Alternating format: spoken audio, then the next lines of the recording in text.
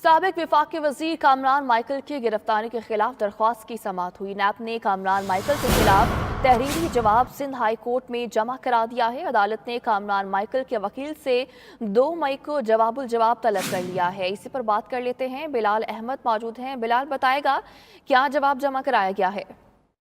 जी, साबिक वफाकी वजीर कामरान माइकल की गिरफ्तारी से मुतालिक उनकी दरख्वास्त की समाअत हुई है। दौरान समाअत नैब ने कामरान माइकल के खिलाफ तहरीरी जवाब जमा करा दिया है, जिस पर अदालत ने कामरान माइकल के वकील को हदायत की है कि 2 मई तक जवाबुल जवाब जमा कराएं। नैब के जवाब में मौक़िफ़ अख्तियार किया गया है कि कामरान माइकल ने अदालत से हक़ाइक़ छुपाए हैं। नैब के पास कामरान माइकल के खिलाफ करप्शन के ठोस शवाहिद मौजूद हैं और जिससे साबित होता है कि कामरान माइकल ने कौमी खजाने को नुकसान पहुंचाया है।